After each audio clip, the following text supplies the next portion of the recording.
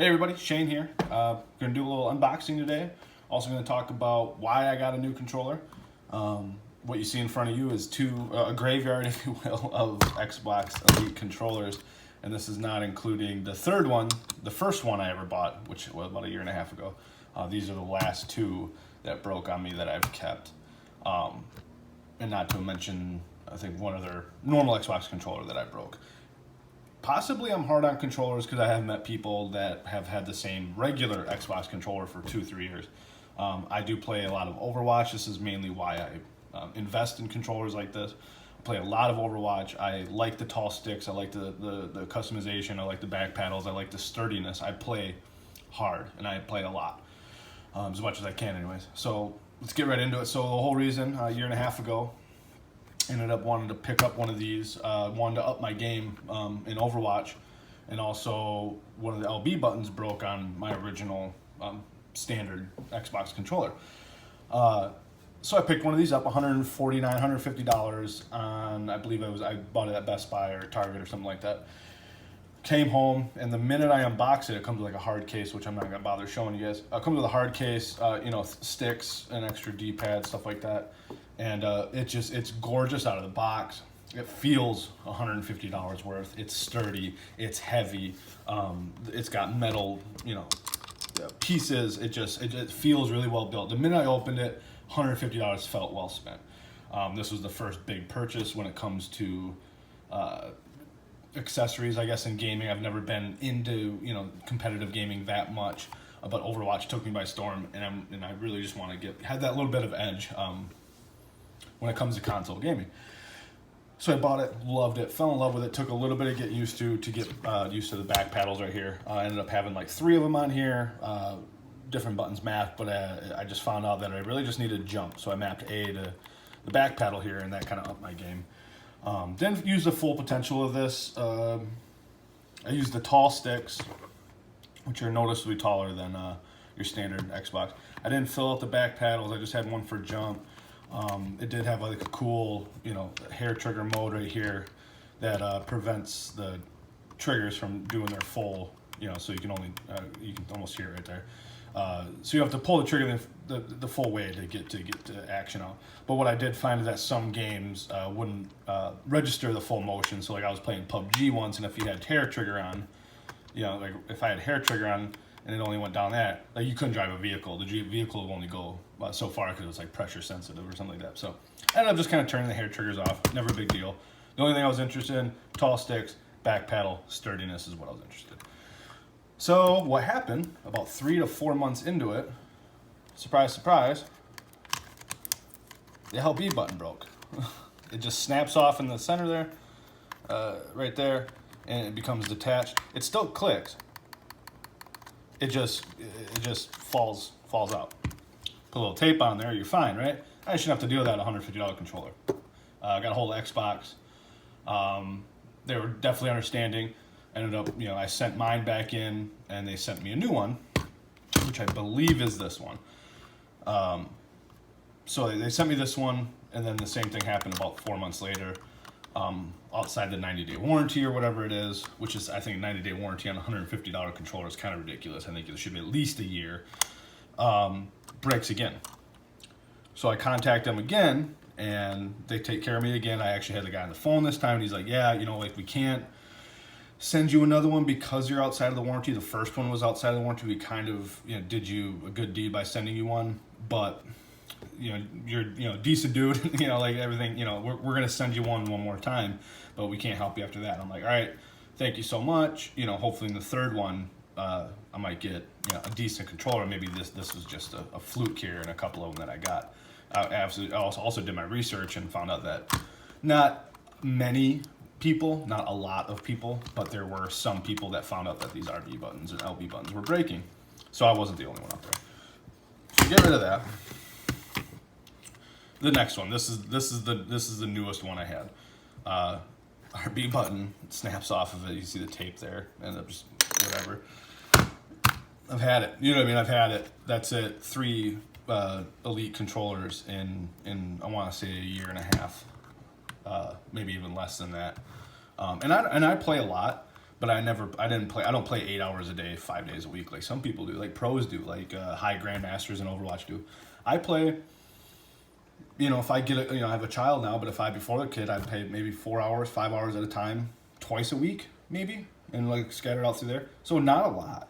Like I just must be hard on them, like really hard on the RB buttons, but $150 controller, man, get some metal in there. Plastic, man, come on. Like, whatever.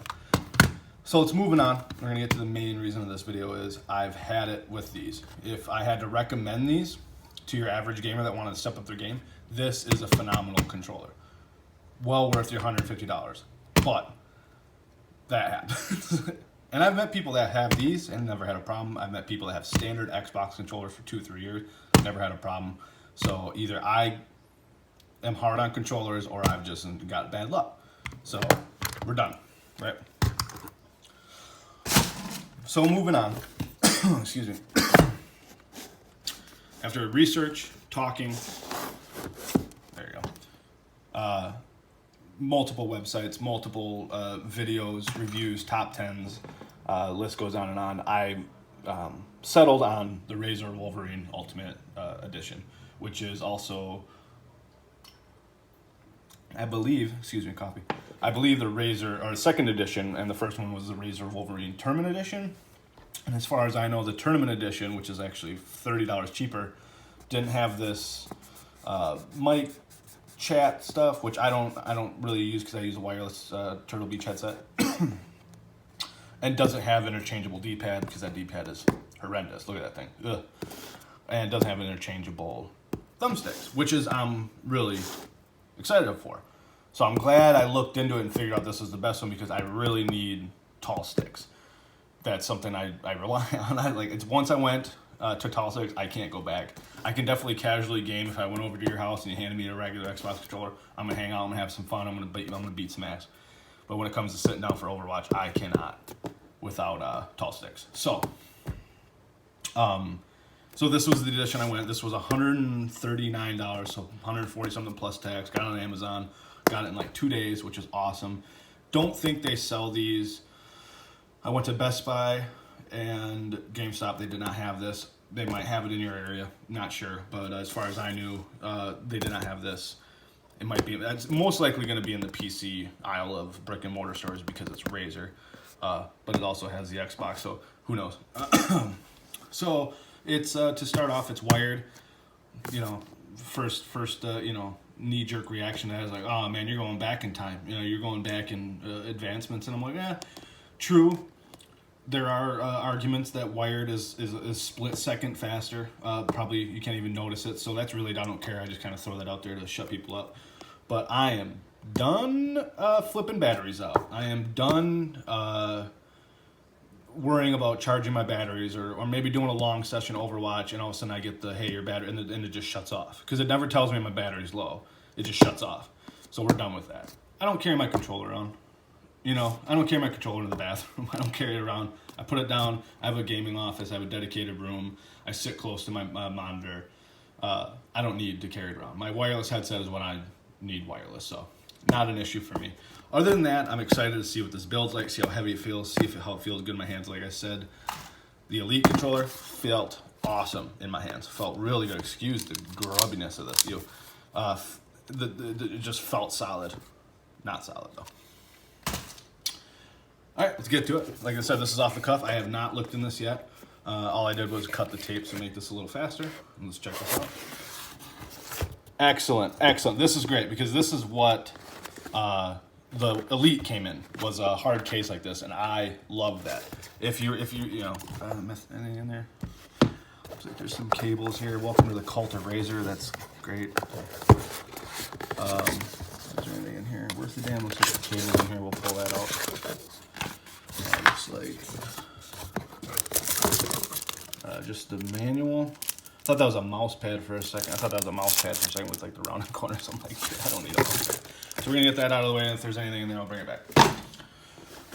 Excellent. So this is cool. Anyway, so the hard case is excellent. In my eyes, this right here is worth 10, 15 bucks alone. Nice, sturdy case. I couldn't see myself bringing my controller, around to places or to work or to the park But for storage, if you really wanted to keep it nice, keep it dust free, for moves, you know, whatever, this is just a great option. I love it. Let's actually put that aside. Let's check this cable out. Let's check the whole main thing, because the Elite came with a braided cable as well, which is funny because it needed a battery pack.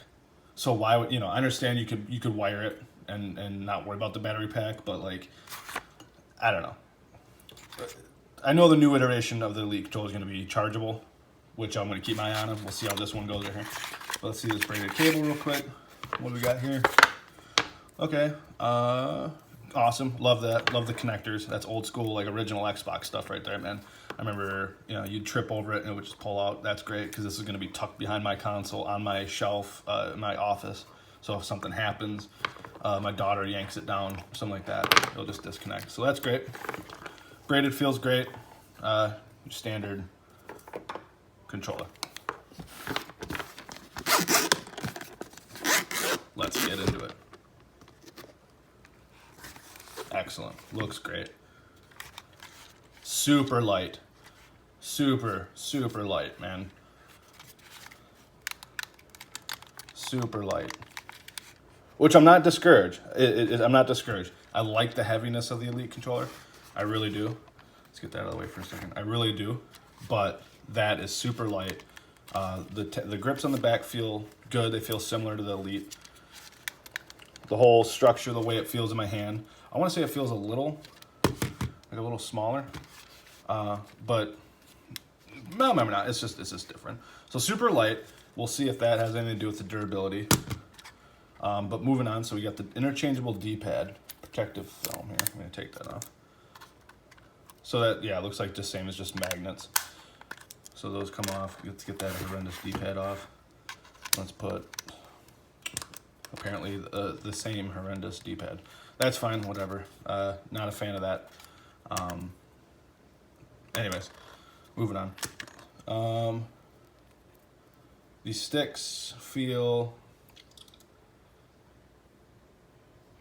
a little, they don't have as much weight as the Elite, which might be fine. They are metal around there, and it is magnet just like the Elite. So that sounds great. So standard sticks, and there's one tall one, and I'm looking for two tall ones, and I don't think I'm gonna get it. That kind of sucks. I kind of need the two tall sticks, like the Elite had two tall sticks. For some reason, is that going to work on there? No, of course not. Why would it? So I'm a little disappointed with that.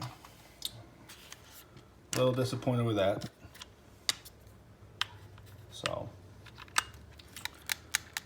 we'll see. Maybe one tall stick will be good. I don't know. We'll see how that feels. Other than that, it feels lighter. It doesn't feel as durable. For $140, I'm not sure. I like these. I like these buttons right here. Those are great. Definitely gonna map something to those. Back paddles right here feel a little different because the Elites were right here, right next to it, so it's very comfortable just to kind of tap like this. So this is a little bit more of a stretch,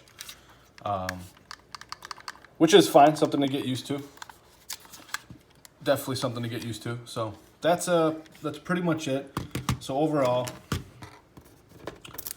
feels lighter, which, you know, we'll see what the build is. It doesn't have, I guess it doesn't have to be super heavy to be sturdy.